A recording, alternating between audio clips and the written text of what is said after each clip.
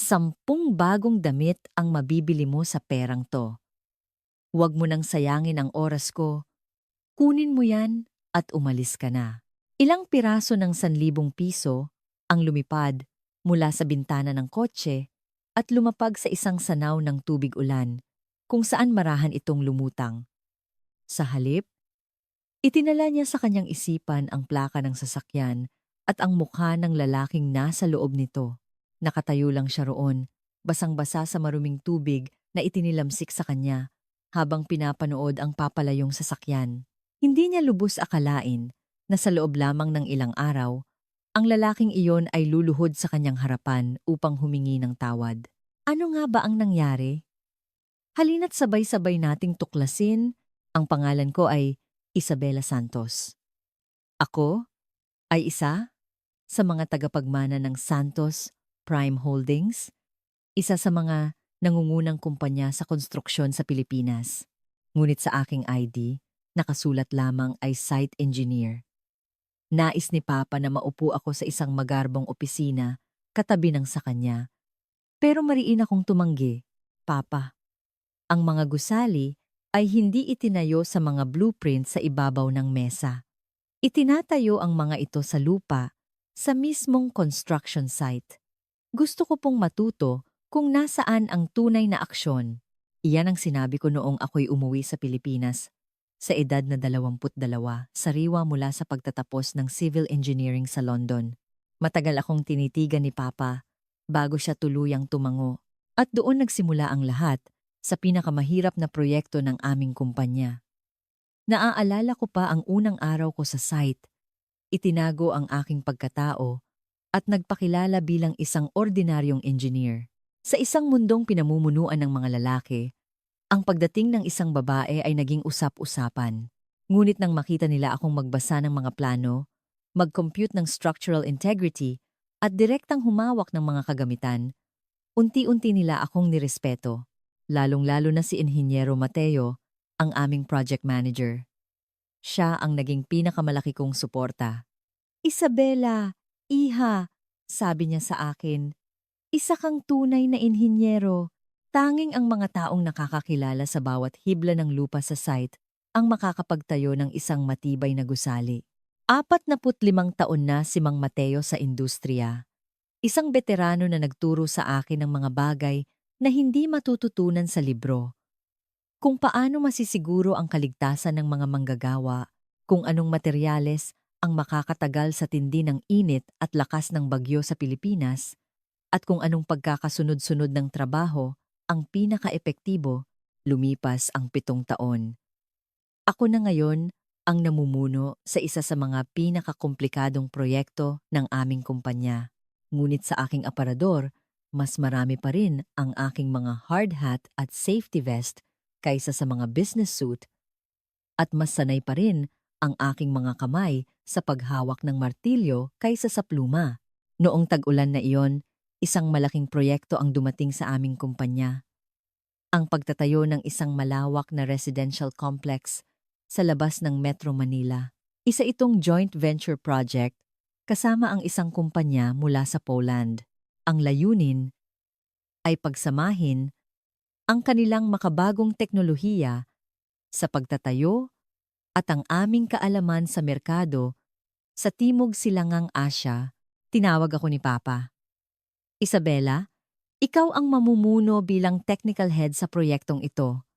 Ikaw ang direktang makikipagnegosasyon sa kinatawan mula sa Poland. Opo, Papa. Maghahanda po ako.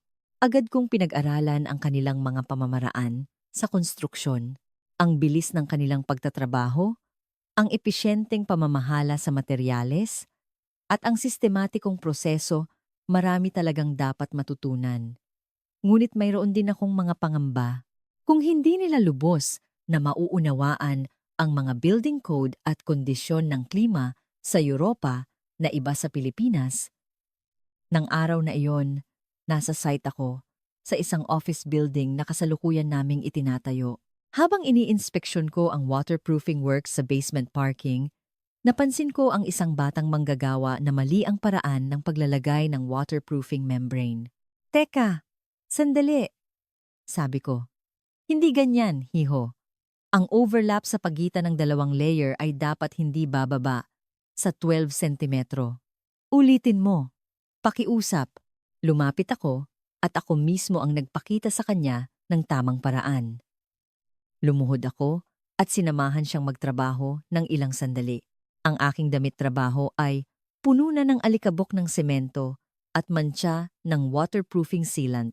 Nang matapos ang inspeksyon, bandang 4:00 ng hapon, nagsimulang umambon. Habang naglalakad ako sa isang eskinita, malapit sa site, tinawagan ko si Mang Mateo. Mang Mateo, maayos na po ang waterproofing sa basement. Pwede po ba kayong dumaan bukas ng umaga para sa final check? Sige iha. Buti na lang nandyan ka. Maaasahan ka talaga. Sige, pupunta ako bukas ng maaga. Sakto nang ibababa ko na ang telepono, isang malakas na ugong ng sasakyan ang narinig ko. Mabilis akong tumabi. Ngunit hindi bumagal ang sasakyan. Sa katunayan, tila sinadya pa nitong dumaan sa malaking sanaw ng tubig sa tabi ko. Splash! Isang malamig na bugso ng maputik na tubig ang tumalsik sa aking damit, mula likod hanggang mukha. Saglit akong hindi nakahinga. Huminto ang sasakyan mga 10 metro ang layo isang makintab na itim na sedan. Nagsimula itong umatras. At inisip ko, bababa siguro ang driver para humingi ng tawad. Pero kabaligtaran ang nangyari. Dahan-dahang bumaba ang bintana at isang lalaki ang sumilip. Tinanggal niya ang kanyang salamin sa mata at sinuri ako mula ulo hanggang paa. Ang kanyang tingin ay hindi nagpapakita ng paghingi ng paumanhin, kundi ng pagkainis at pagmamata. Mamahaling suit, kumikinang na relo, perpektong ayos ng buhok, siya ang larawan ng isang tipikal na matagumpay na negosyante. Hoy, sabi niya, nakatayo lang ako roon. Tahimik, yang suot mong yan? Patuloy niya. Sa halagang ito, makakabili ka na ng bago at may sukli pa. Kinuha niya ang kanyang pitaka, bumunot ng ilang piraso ng pera at inihagis sa labas ng bintana. Huwag mo nang sayangin ang oras ng mga taong abala. Kunin mo yan at maglaho ka na.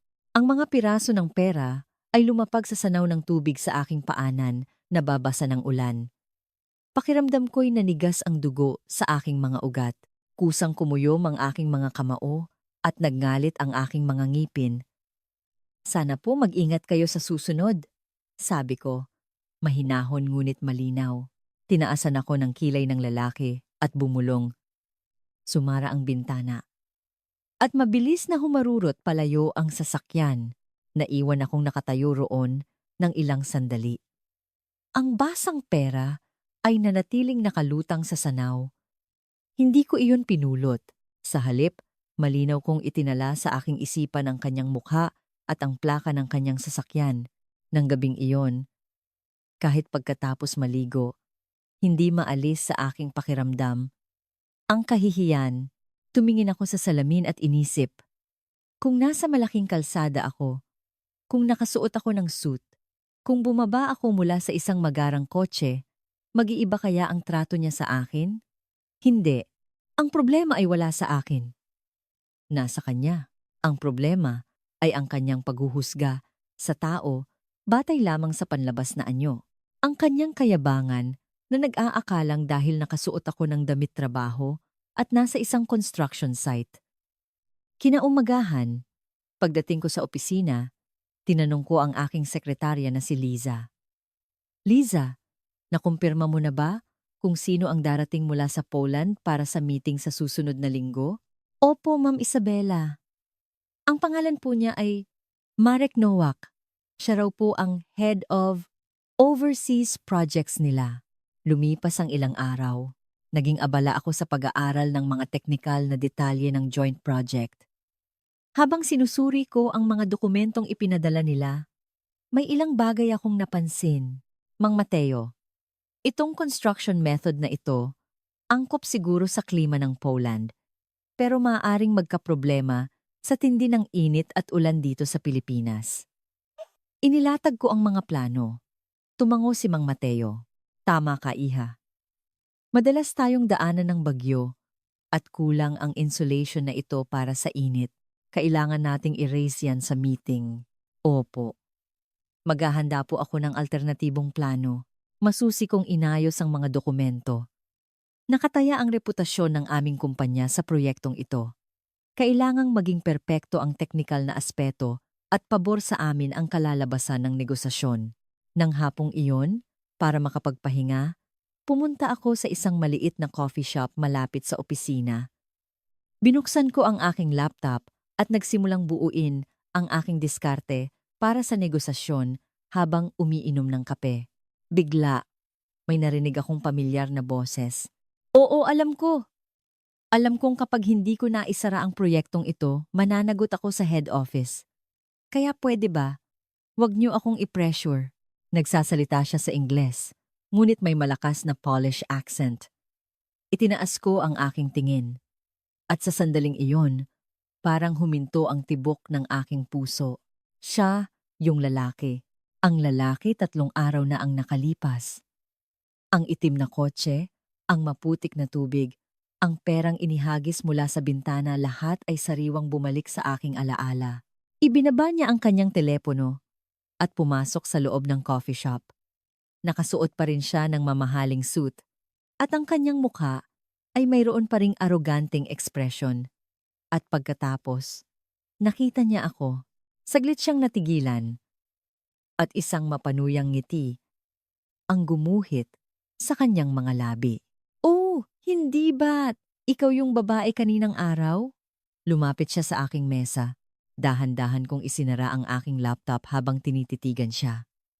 Teka, hindi ba't dapat ang isang construction worker ay nasa site at nagtatrabaho sa mga oras na to? Bakit ka nagpapetiks-petiks dito? Puno ng pang-uuyam ang kanyang boses. Ganito ba magtrabaho ang mga tao rito? Naku, magnenegosyo pa naman ako dito. Nakakabahala. Kung lahat ay ganito katamad, ang baba talaga ng kalidad. Muling kumuyom ang aking mga kamao. Ngunit sa pagkakataong ito, nagtimpi ulit ako. Sa katunayan, ngumiti pa ako isang malamig na ngiti. Dahan-dahan akong tumayo. Excuse me? Maikli kong sabi at lumabas ng coffee shop. Mula sa likuran, narinig ko ang kanyang boses. Hindi ako lumingon. Habang naglalakad, nanginginig ang aking mga kamay. Hindi dahil sa galit, kundi dahil sa katiyakan. Ang katiyakan na ang aroganteng lalaking iyon ay walang iba, kundi si Marek. Nawak ang taong makakanegosasyon ko sa loob ng 1 linggo. Pagbalik ko sa opisina, agad kong tinawag si Liza. Liza, kailangan ko ng mas detalyadong impormasyon tungkol kay Marek Nawak. Alamin mo rin kung anong sasakyan ang gamit niya dito sa Pilipinas. Po? Pati po plaka ng sasakyan? Oo, kailangan ko. Makalipas ang ilang oras, bumalik si Liza, dala ang mga dokumento. Magkatugma ang plaka ng sasakyan. At kasama roon ang impormasyon tungkol sa kanya. Si Marek Nowak, head ng overseas projects sa Eurobuild Innovators. Matagumpay sa ilang proyekto sa Timog Silangang Asya, ngunit ito ang kanyang unang pagkakataon sa Pilipinas. Nasa ilalim siya ng matinding pressure mula sa kanilang head office. At ang tagumpay ng proyektong ito sa Pilipinas ay direktang nakatali sa kanyang promosyon. Tumango ako habang binabasa ang report. Kaya pala siya nagmamadali. Bulong ko. Kaya pala siya ganoon ka-arogante. Para sa kanya, ang lahat ng tao ay mga hagdanan lamang na kanyang aapakan para sa sarili niyang tagumpay. Nang gabing iyon, naghapunan kami ni Papa sa kanyang mansyon. Isabela, kamusta ang paghahanda mo para sa meeting sa susunod na linggo? Maayos po, Papa. Ang teknikal na bahagi ay perpekto ko nang napaghandaan. Mabuti. Tiwala ako sa'yo. Pero mag-ingat ka. May impormasyon akong natanggap na magiging agresibo raw ang panig ng Poland. Ibinaba ko ang aking kubyertos at tiningnan si Papa. Papa, may itatanong po sana ako. Si Anoyong, kung ang kanegosyo niyo po ay magaling sa teknikal na aspeto pero may problema sa pagkatao, ano po ang gagawin niyo? Nag-isip sandali si Papa bago sumagot. Isabela, ang negosyo ay hindi dinadaan sa emosyon. Ngunit kasabay nito, ang negosyo ay tungkol sa tiwala. Gaano man kagaling ang teknolohiya, kung ang isang tao ay hindi marunong rumespeto sa kapwa, hindi magtatagal ang samahan. Ang ating pamilya, sa loob ng 3 henerasyon, ay may isang prinsipyong pinanghahawakan. Tingnan muna ang tao, bago ang negosyo. Tumango ako. Iyon ang sagot na gusto kong marinig. Salamat po, Papa. Mula ng sumunod na araw, mas naging puspusan ang aking paghahanda. Hinanap ko ang lahat ng butas sa proposal ng panig ng Poland at naghanda ng mga alternatibo. Ngunit kasabay nito, pinag-aralan ko rin kung paano kikilos si Marek Nowak sa mismong meeting. Isang araw, habang kasama ko si Mang Mateo para sa huling pagsusuri, sinabi niya, "Iha, iba ka nitong mga nakaraang araw. Parang mas tumalas ka. Mang Mateo, may paparating po kasing mahalagang giyera." Giyera? Akala ko ba negosasyon lang? Ang ibang negosasyon po ay isang uri ng giyera. Ngumiti si Mang Mateo, tinapik ang aking balikat at sinabing, "Kung ganoon, sigurado akong mananalo tayo." Isa kang halamang tumubo sa putik, Iha. Malalim ang iyong mga ugat. 2 araw bago ang meeting, muli ko siyang nakita. Sa pagkakataong ito, sa isang mamahaling restaurant malapit sa aming gusali, kasama ko si Liza para sa isang lunch meeting at palabas na kami nang makita ko si Marek na papasok habang may kausap sa telepono. "Oo, matatapos na to ngayong linggo. Kailangan ko lang makuha ang pirma nila sa kontrata. Huwag kayong mag-alala sa mga Pinoy na to. Kaya ko silang paikot-ikutin." Simple lang ang mga tao dito. Madaling kausap. Narinig ko ang mga salitang iyon at isang malamig na ngiti ang sumilay sa aking mga labi. Tiningnan ako ni Liza na may pag-aalala. "Okay lang po kayo, ma'am?" "Oo, Liza. Okay na okay." Sa katunayan, nasasabik na ako. Nang gabing iyon, pinili ko ang isusuot ko para sa meeting. Isang navy blue na power suit. Damit na nagbibigay ng impresyon, ng katatagan at determinasyon. Habang suot ko ito sa harap ng salamin, naisip ko, "Mr. Marek Nowak, malalaman mo rin sa lalong madaling panahon kung gaano kahangal ang paghuhusga sa isang tao batay sa kanyang panlabas na anyo." Kinaumagahan bago ang meeting, sinadya kong pumunta sa site. Ang lugar kung saan ako pinakakomportable, ang lugar na sumasalamin sa kung sino ako. Suot ang aking damit trabaho at hard hat. Naglakad ako sa site at pinatatag ang aking loob. Ako si Isabela Santos, tagapagmana ng grupong ito at isang inhinyero na nag-alay ng 7 taon sa larangang ito. Walang sinuman ang maaaring bastusin ako o ang mga taong kasama kong nagtatrabaho. Binati ako ng mga manggagawa. Kinausap ko sila isa-isa. Kinamayan ang kanilang magagaspang na palad, ang kanilang maruruming damit trabaho, ang kanilang mga mukha na sunog sa araw. Iyan ang tunay na mukha ng konstruksyon. Sa wakas, dumating ang umaga ng meeting. 1 oras akong mas maagang dumating sa opisina. Ininspeksyon ko ang conference room, sinuri ang mga dokumento sa huling pagkakataon, at inihanda ang aking sarili. Pumasok si Papa sa conference room. "Isabela, handa ka na ba?" "Opo, Papa." "Handa na po." "Mabuti. Magpakitang gilas ka. Tiwala ako sa'yo." 10:00 ng umaga, dumating ang tawag na naroon na ang grupo mula sa Poland. Huminga ako ng malalim. Ito na ang simula. Ang aking biktima ay papasok na sa aking patibong. Sa harap ng pinto ng conference room, saglit akong huminto. Pinagpapawisan ang aking mga palad. Ngunit hindi ito dahil sa kaba, kundi dahil sa pananabik. Iniisip ko pa lang kung ano ang magiging reaksyon ng aroganteng lalaking iyon. Isang ngiti na ang sumisilay sa aking mga labi. "Ma'am Isabela, papasok na po ba kayo?" Maingat na tanong ni Liza. Tumango ako, huminga ng malalim, at binuksan ang pinto. Sa loob ng conference room, nakaupo na si Papa sa dulo ng mahabang mesa. Sa tapat niya, ay may mga bakanting upuan para sa grupo mula sa Poland. Papa, kanina pa po pala kayo? Oo, Isabela. Dapat nating ihanda ang pagtanggap sa ating mga bisita. Umupo ako sa kanang bahagi ni Papa. Inayos ko ang aking laptop at mga dokumento habang naghihintay. Makalipas ang 5 minuto, may kumatok sa pinto. Tuloy, sabi ni Papa. Bumukas ang pinto at pumasok ang grupo mula sa Poland. Nauna ang interpreter, sinundan ng 2 lalaking nakasuit at sa huli, pumasok si Marek Nawak.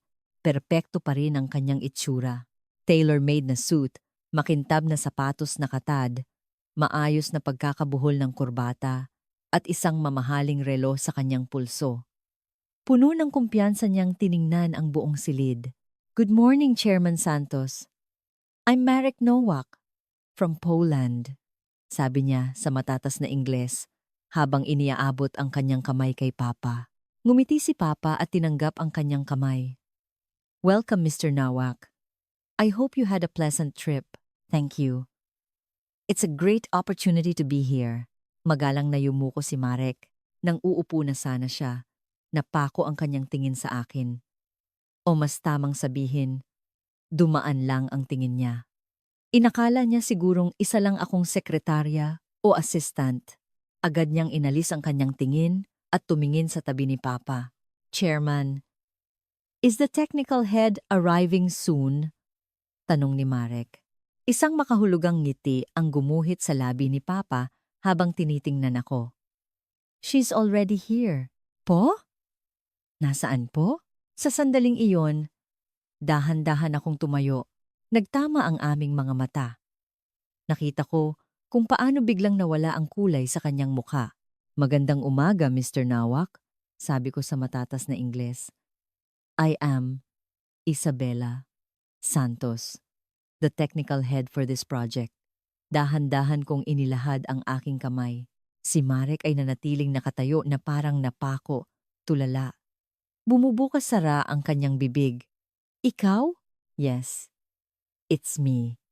The construction worker you saw a week ago on a rainy day and 3 days ago at the coffee shop. Sabi ko na may malamig na ngiti. Isang nakabibinging katahimikan ang bumalot sa silid. Maging ang mga kasamahan ni Marek ay tiningnan siya na may nagtatakang ekspresyon. Nagulat po ba kayo na ang isang construction worker na dapat ay nasa site ay narito ngayon sa inyong harapan? Ang boses ko ay mahinahon, ngunit matalim. Ang mukha ni Marek ay namutla at sa isang iglap ay namula. Hindi ko tinanggap ang kanyang kamay. Sa halip, bumalik ako sa aking upuan at sinabing, Please, have a seat. We don't have much time. I know you're all busy people. Nanginginig na umupo si Marek. Kitang-kita ko ang butil-butil na pawis sa kanyang noo. Kahit hindi alam ni Papa ang buong kwento, ramdam niyang mayroong hindi pangkaraniwang nangyayari. Let's get down to business, sabi ko habang binubuksan ang aking laptop. Mr. Nowak, I've thoroughly reviewed the proposal you sent. There are many technically excellent points. Nag-angat ng tingin si Marek. Isang sinag ng pag-asa ang kumislap sa kanyang mga mata. Ngunit ipinagpatuloy ko. However, I've also found several critical issues. Ikinonekta ko ang aking laptop sa projector. Lumitaw sa pader ang isang detalyadong presentasyon. First, the proposed insulation material is not suitable for the Philippine climate. Our country experiences intense heat and humidity, unlike Poland. And the rainy season is much longer. Susubukan sanang magsalita ni Marek, ngunit nagpatuloy ako. Second, there's a lack of understanding of our soil composition. The soil in this region has a different clay content compared to Poland. With this construction method, cracks are likely to appear within 10 years. Isa-isa kong ipinaliwanag ang bawat punto. Ang mukha ni Marek ay unti-unting naninigas. Maging ang kanyang mga kasamahan ay nagsimulang magbulungan. Lastly, your proposed timeline is unrealistic. Considering European building codes and safety standards which are different from ours, We need at least an additional 6 months. Wait a minute. Sa wakas ay sumigaw si Marek. Lahat ng tingin ay napunta sa kanya. Miss Santos, are you completely rejecting our proposal? No, kalmado kong sagot. I am stating the facts. Your technology is excellent. But this is the Philippines. Localization is necessary. So what do you suggest we do? I have prepared a revised plan. Binuksan ko ang isang bagong file. Ito ang dokumentong pinagpuyatan ko sa loob ng 1 linggo. With this method, we can solve the technical issues while still utilizing the strengths of your technology. Tinitigan ni Marek ang screen. Narinig ko ang bulungan ng kanyang mga kasamahan. This method seems feasible, ngunit hindi gumaan ang ekspresyon ni Marek. Sa halip, lalo pa itong tumigas. Alam ko kung bakit. Kung tatanggapin niya ang aking revised plan, kailangan niyang i-report sa kanilang head office na nagkamali siya. Kailangan niyang aminin na ang kanyang orihinal na plano ay may mga pagkukulang. Miss Santos, nagsalita si Marek, nanginginig ang boses. This is not a negotiation. This is a one-sided ultimatum. No, it's a negotiation. A negotiation based on reality. Tinitigan ko siya ng diretso. Mr. Nowak, buildings are not built on paper. They are built on the ground, and people will live in those buildings. Kumuyom ang kamao ni Marek. May sasabihin sana siya, ngunit nagtimpi. Nagkaroon ng katahimikan. Nagsalita si Papa. Mr. Nowak, my daughter's points are technically sound. Of course, I understand that this will be a burden for your side as well. But we want a perfect building. Chairman. Halos hindi makapagsalita si Marek. May I have some time? I need to consult with our head office. Of course, I'll give you 1 week. Sagot ni Papa, pero alam ko. Kahit 1 taon pa ang ibigay sa kanya, pareho pa rin ang magiging sagot. Nang matapos ang meeting at paalis na ang grupo mula sa Poland, huminto si Marek sa pinto. Yes, I sincerely apologize for my behavior. It was extremely disrespectful. Nanginginig ang kanyang boses. Ngunit malamig kong sinagot. Mr. Nowak, you don't need to apologize to me. I'm fine. Huminto ako sandali bago nagpatuloy. But perhaps, you should apologize to the countless construction workers you might have met on the street. Nag-iba ang anyo ng mukha ni Marek. Yumuko siya at nagmamadaling umalis. Nang sumara ang pinto ng conference room, tiningnan ako ni Papa. Isabela, anong nangyari? Ikinuwento ko kay Papa ang lahat, ang maputik na tubig, ang inihagis na pera, ang insulto sa coffee shop. Unti-unting tumigas ang ekspresyon ni Papa. Ganoon pala ang nangyari. Opo, Papa. Pero okay lang po ako. Hindi. Isabela, mariing sabi ni Papa, a person who doesn't know how to respect others cannot be our partner. Whether it takes a week or a month, my answer will not change. Niyakap ko si Papa. At sa sandaling iyon, alam kong panalo na ako sa labang ito. Pagkatapos ng meeting, bumalik ako sa aking opisina. Sa labas ng bintana, makulimlim ang langit. Tila uulan, tulad noong araw na iyon. Nagdala si Liza ng kape. Ma'am Isabela, ang galing niyo po kanina. Nakita niyo po ba ang mukha ng pulakong yon? Salamat, Liza. Pero hindi pa ito tapos. Po? Paano pong hindi pa tapos? Di ba't panalo na po tayo? Umiling ako. Ang isang tao, kapag nasukol, ay maaaring gumawa ng mga hindi inaasahang bagay. Kailangan nating abangan kung ano ang susunod na gagawin ni Mr. Nowak. Tama ang hinala ko.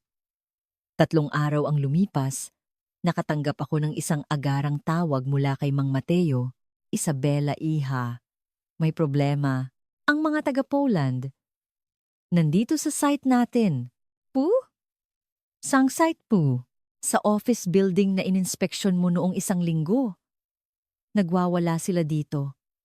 Sinasabing may problema raw sa kalidad ng pagkakagawa. Mabilis kong minaneho ang aking sasakyan papunta sa site. Kumakabog ang aking dibdib. Hindi dahil sa galit, kundi dahil sa pagkadismaya. Hindi ko akalain na gagawa ng ganito kababang paraan si Marek. Pagdating ko sa site, naroon si Marek at ang kanyang mga kasamahan, may dalang mga kamera at kinukuhanan ng litrato ang bawat sulok ng gusali. Si Mang Mateo ay nakatayo roon na may litong ekspresyon.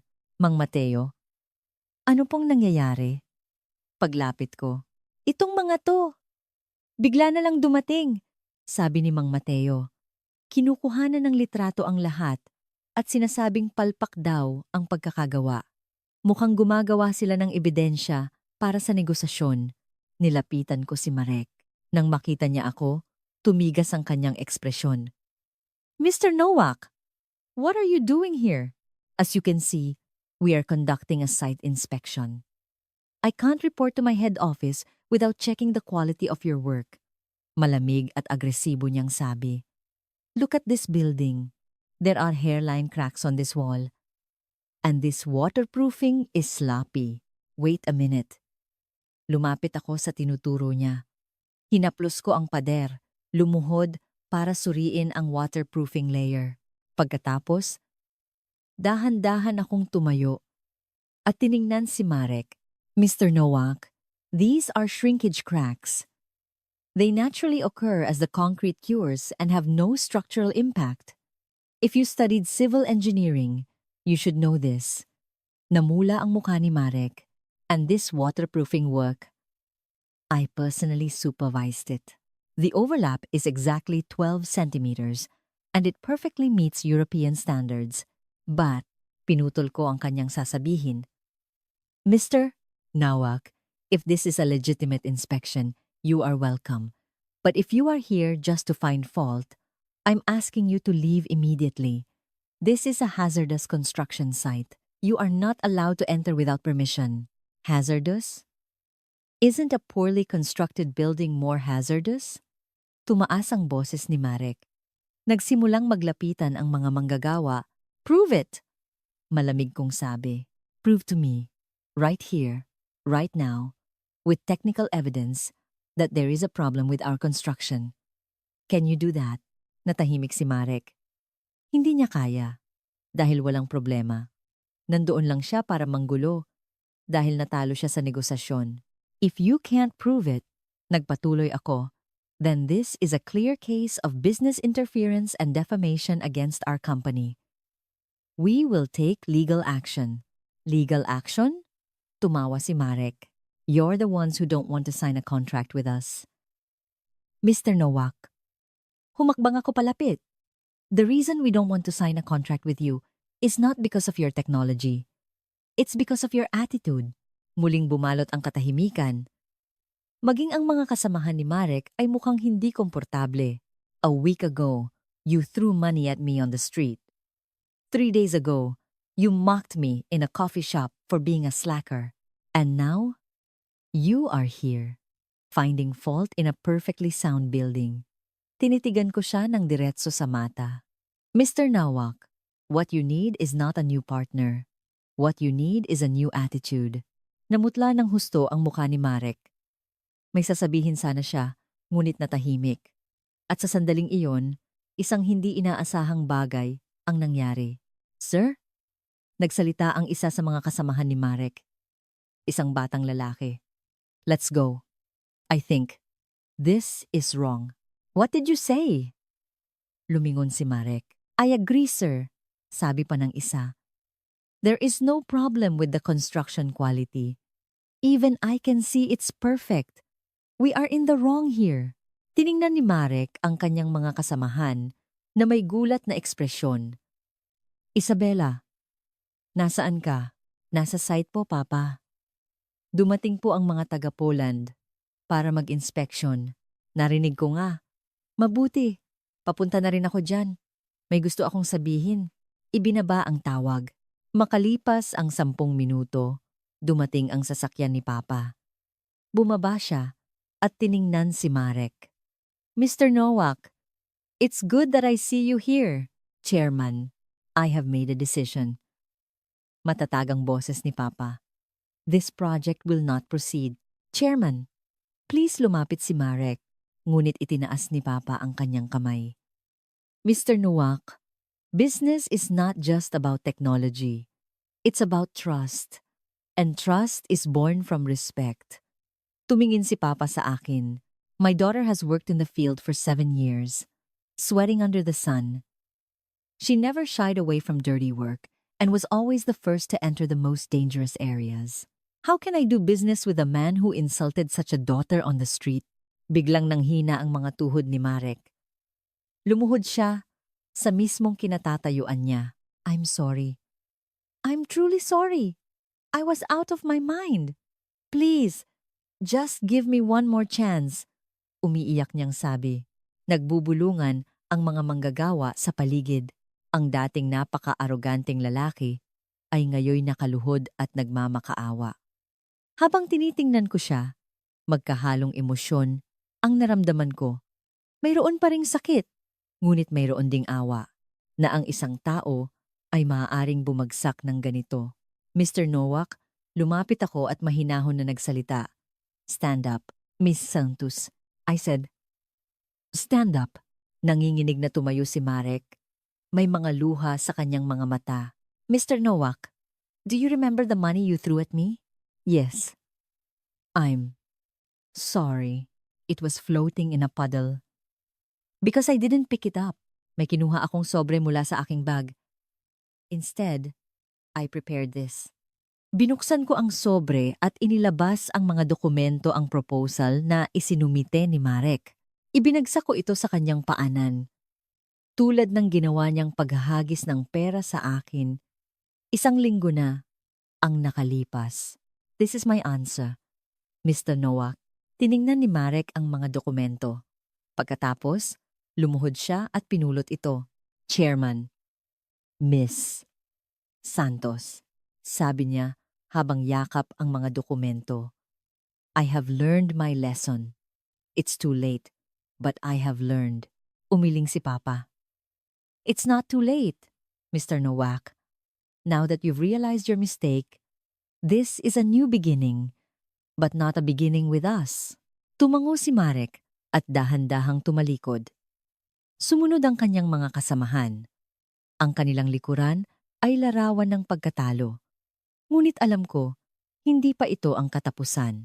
Isang mas malaking pagsubok ang naghihintay kay Marek. Nang makaalis na sila, isang kakaibang katahimikan ang bumalot sa site. Nagtinginan ang mga manggagawa at bumalik sa kani-kanilang trabaho. Inilagay ni Mang Mateo ang kanyang kamay sa aking balikat. Isabela, iha. Ang ipinakita mo ngayon ay hindi lang lakas. Ipinakita mo ang dignidad. Salamat po, Mang Mateo. Madaling talunin ng isang tao. Pero mahirap na ipaunawa sa kanya ang kanyang pagkakamali. Nagawa mo yon. Nagawa mo yon, tumango rin si Papa. Isabela, ngayon, pinangalagaan mo ang pangalan ng ating pamilya. Papa, ginawa ko lang po. Hindi. Ginawa mo ang tama. At ginawa mo ito sa tamang paraan. Ngunit may isang bahagi sa akin na hindi mapalagay.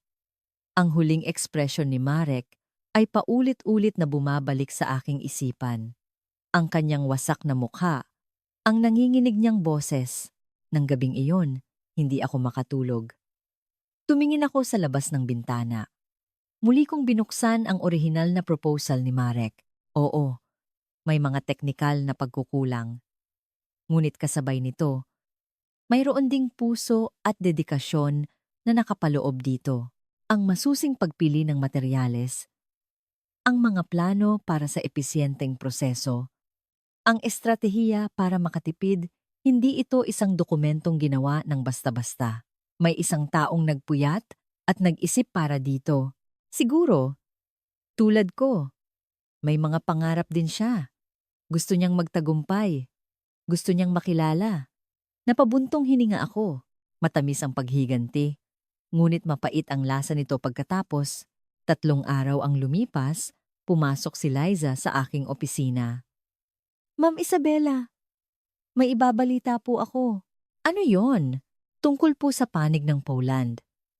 Si Mr. Marek Nowak po, tinanggal daw sa kumpanya. Napatayo ako sa aking upuan. Sinisi siya sa pagkabigo ng proyekto dito sa Pilipinas at agad na sinibak. At dahil kumalat na ang balita sa industriya, wala raw ibang kumpanyang gustong kumuha sa kanya. Parang may sumuntok sa dibdib ko. Hindi ito ang resulta na gusto ko. Gusto ko siyang bigyan ng leksyon. Hindi wasakin ang kanyang buhay. Liza, alam mo ba kung paano siya makokontak? Opo, ma'am. Mayroon po. Ibigay mo sa akin. Agad akong nagpadala ng email kay Marek. Ngunit walang sagot. Lumipas ang 1 linggo, 2 linggo. Inisip kong nakabalik na siya sa Poland. Ngunit makalipas ang 1 buwan, sa lobby ng aming kumpanya, isang hindi inaasahang tao ang nakita ko, si Marek Nowak. Hindi na siya nakasuot ng mamahaling suit. Ordinaryong damit trabaho na lang ang suot niya.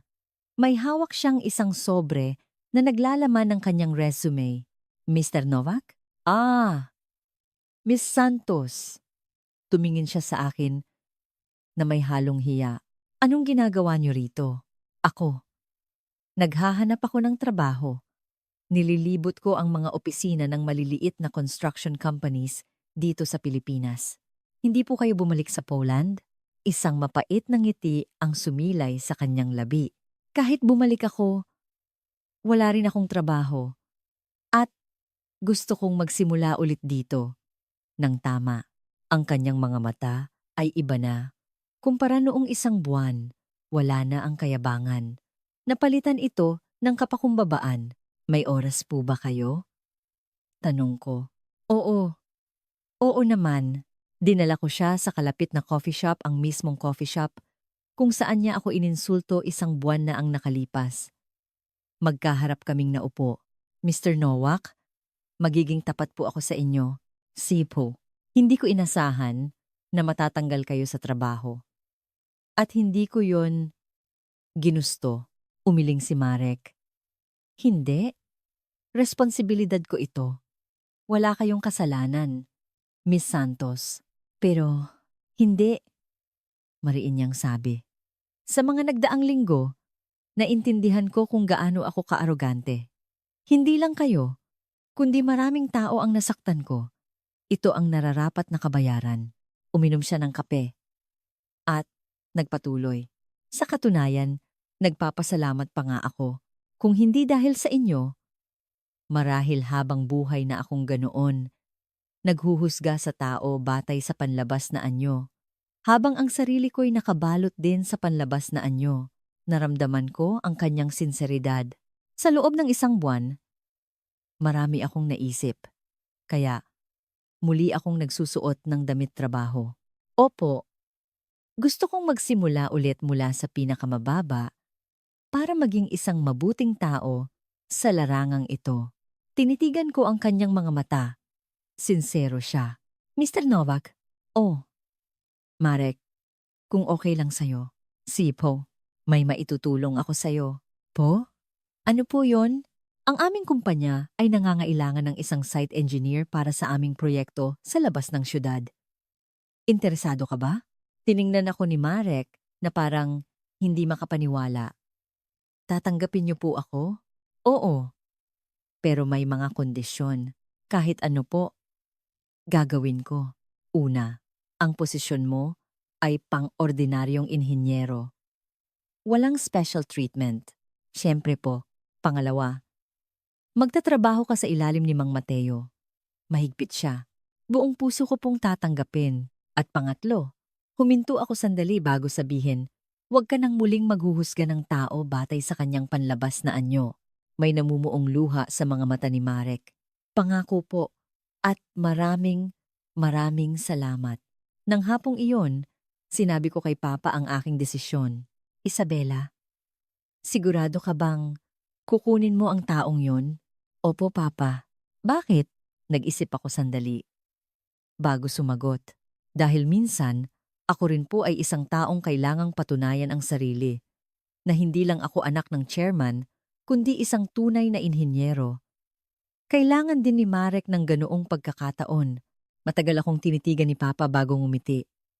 I'm proud of you, Isabela. Ang tunay na leader ay hindi ang taong nagpapabagsak sa iba, kundi ang taong tumutulong sa kanilang bumangon. Lumipas ang 3 buwan. Si Marek ay tahimik na nagtrabaho sa aming site. Masipag at magalang sa lahat. Sinabi sa akin ni Mang Mateo, "Iha, yang kaibigan mong Polako, nagbago na talaga. Mabait sa mga manggagawa at laging nangunguna sa mahihirap na trabaho. Mabuti naman po, Mang Mateo, isa siyang magandang halimbawa na ang tao ay maaaring magbago. Tama ang naging desisyon mo." Kurumbawa, isang hapon, habang nililibot ko ang site, nakita ko si Marek na nagbubuhat ng mga bakal. Basang-basa ng pawis ang kanyang damit at maputik ang kanyang mga guwantes. Ngunit sa kanyang mukha, "Marek, magpahinga ka muna." Ma'am Isabela, naupo kami sa isang sulok ng site. Nagbahagi kami ng pananghalian at nagkwentuhan. "Kamusta? Mahirap ba ang trabaho?" "Mahirap po, pero masaya." Matagal na panahon na, mula noong naramdaman kong gumagawa ako ng isang tunay na trabaho. "Mabuti yan, Ma'am Isabela." Lumingon si Marek sa akin. "Alam niyo po ba kung ano ang natutunan ko sa inyo? Ano yon? Na ang tunay na lakas ay hindi nasa pag-apak sa iba, kundi sa pagtulong sa kanilang tumayo. Pwede niyo akong durugin, pero sa halip, tinulungan niyo akong bumangon." Ngumiti ako. "Marek, hindi kita tinulungang bumangon. Ikaw mismo ang bumangon." "Hindi po. Kung hindi niyo inilahad ang inyong kamay, baka hanggang ngayon ay nakalubog pa rin ako sa sanaw. Tulad ng pera noong araw na iyon." Sabay kaming natawa. Ang mapait na nakaraan ay isa ng aral ngayon. Nang gabing iyon, pauwi. Dumaan ako sa eskinita kung saan nagsimula ang lahat. Huminto ako at bumaba. Naroon pa rin ang bakas ng sanaw. Ang alaala ay sariwa pa rin. Lumuhod ako at tiningnan ang aking refleksyon sa natitirang tubig ulan. At naisip ko, kung pinulot ko ang pera noong araw na iyon, kung hinayaan ko na lang, marahil si Marek ay isa pa ring aroganteng tao hanggang ngayon. At ako naman, ibinaba ko ang sarili kong halaga. Minsan, kailangan nating lumaban para sa respeto. Ngunit ang layunin ng laban ay hindi dapat para sirain ang kalaban, kundi para imulat sila. Tumayo ako at tumingala sa langit. Ang papalubog na araw ay nagpinta ng kulay kahel sa kalangitan ng Maynila. Ang ganda, at sa sandaling iyon, naintindihan ko. Ang tunay na tagumpay ay hindi ang pagpapaluhod sa kalaban, kundi ang pagbibigay sa kanila ng dahilan para kusang tumayo. Ang panlabas na anyo, magagarang damit, mamahaling sasakyan, kumikinang na relo, ngunit ang tunay na halaga ng isang tao ay hindi nasusukat sa mga iyon. Sumakay ako sa aking sasakyan na may ngiti. Alam na ni Marek iyon ngayon. At ako rin, may natutunan na mas matamis pa sa paghihiganti ang pagpapatawad at mas mahalaga pa sa pagpapatawad ang pagbibigay ng pagkakataong magbago. Ang putik sa damit trabaho ay natatanggal sa laba, ngunit ang kayabangan sa pag-uugali ng isang tao ay hindi madaling alisin, subalit sa pamamagitan ng taos-pusong pagsisisi at mapagkumbabang gawa, unti-unti itong napupunasan. Nagpatuloy ako sa pag-uwi. Bukas, kailangan ko na namang pumunta sa site, sa lugar na mahal ko. Dahil doon itinatayo ang mga tunay na gusali at doon din hinuhubog ang mga tunay na tao. Ilang buwan pa ang lumipas. Isang araw, dumalo ako sa isang seremonya para sa pagtatapos ng isa naming proyekto, ang unang proyektong naging bahagi si Marek. Nakasuot siya ng damit trabaho, kasama ang ibang manggagawa at nakatingala sa gusali. Ang kanyang ekspresyon ay pinaghalong pagmamalaki at ginhawa. "Marek," tawag ko. Lumingon siya. "Ma'am Isabela, salamat po." Masayang-masaya po ako na naging bahagi ako ng gusaling ito. "Malaki ang naitulong mo." Pinuri ka nga ni Mang Mateo. Nahihiya siyang nagkamot ng ulo. Wala na ang dating kayabangan. Pagkatapos ng seremonya, lumapit sa akin si Papa. Isabela, may gusto akong sabihin tungkol kay Marek. Ano po yon, Papa? Plano ko siyang gawing technical team lead. Anong sa tingin mo? Nagulat ako. Oo, inirekomenda siya ni Mang Mateo. Sa mga nakaraang buwan, walang maipipintas sa kanyang trabaho. At higit sa lahat, nagbago na talaga siya. Tumango ako. Magandang desisyon po yan, Papa. Nang gabing iyon, nagkaroon kami ng isang salusalo kasama ang buong team mula sa site kasama si Marek. Sa isang maliit na restaurant na naghahain ng pagkaing Pilipino, umikot ang serbesa at umalingaw-ngaw ang tawanan. Si Marek ay nakikipagbiruan na sa mga manggagawa sa matatas na Tagalog. Hindi ko alam na ganito na siya kahusay magsalita. Umupo sa tabi ko si Mang Mateo.